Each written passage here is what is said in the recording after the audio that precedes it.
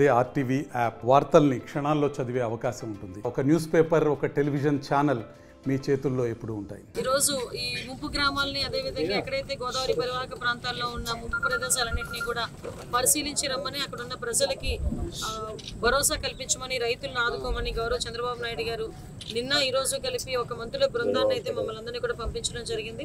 అందులో భాగంగానే గౌరవ అచ్చెన్నాయుడు గారు, అగ్రికల్చర్ మినిస్టర్ గారు, నేను, అదేవిధంగా మన ఇక్కడ లోకల్ మినిస్టర్స్ అయిన ఇరిగేషన్ మినిస్టర్ గారు మన నిమ్మల రామానాయుడు గారు, అదేవిధంగా లోకల్ మినిస్టర్స్ దుర్గేష్ గారు, ఇక్కడ సుభాష్ గారు అందరం కలిపి ఇంచుమించుగా నిన్న మార్నింగ్ నుంచి ముంపు ప్రాంతాలని, రీహాబిలిటేషన్ సెంటర్స్ అన్నింటినీ కూడా పరిశీలించడం జరిగింది.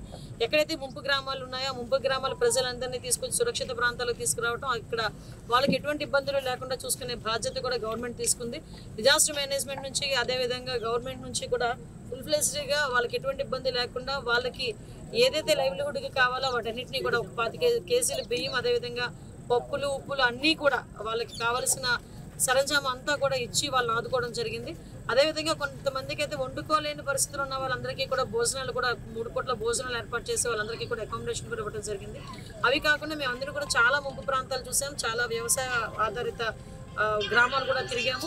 అక్కడ మనం చూస్తే అన్ని పంట పొలాలకు కూడా ఇంచుమించుగా చెప్పాలంటే పూర్తిగా నేలమట్టం అయిపోయి మునిగిపోయి, ఈ టైంలో అంటే ఉడిచిన తర్వాత వితిన్ 45 డేస్కి పంటలు కూడా చాలా ప్రాబ్లంగా ఉన్నాయి. వాటిని తిరిగి మళ్ళీ రిజిస్టోర్ అయ్యే పరిస్థితి లేదు. వాటన్నిటికీ కూడా పంట నష్టం గవర్నమెంట్ చెల్లించాలి, రైతులను కూడా ఆదుకోవాలి.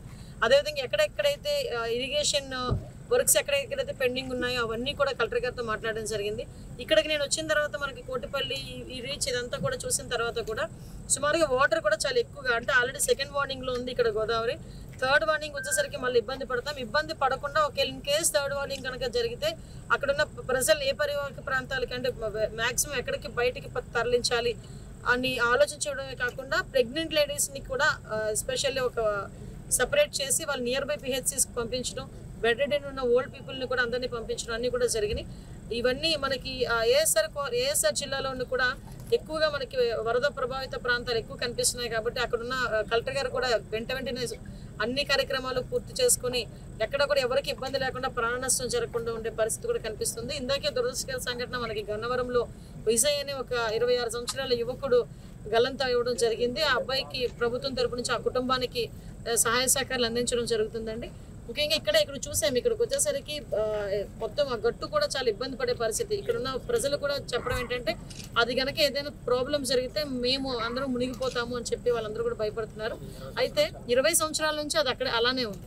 విషయం ఏంటంటే ఇక్కడికి వచ్చిన తర్వాత నేను ఒకటైతే అబ్జర్వ్ చేశాను, లాస్ట్ 5 సంవత్సరాలు కూడా ఇలాగే వరదలు వచ్చింది. రామచంద్రపురం నియోజకవర్గం తీసుకుంటే ఈ సుందరపల్లి, ఈ కోళ్లలో అతి భయానకమైన పరిస్థితి, గండి పడిపోయే పరిస్థితి చివరి వరకు వచ్చినప్పటికీ అప్పుడు మంత్రి, రాజ్యసభ సభ్యులు ఉన్నా సరే, ఎమ్మెల్సీలు ఉన్నా సరే ఏ రోజు దాని వంక చూసిన వైనం లేదు.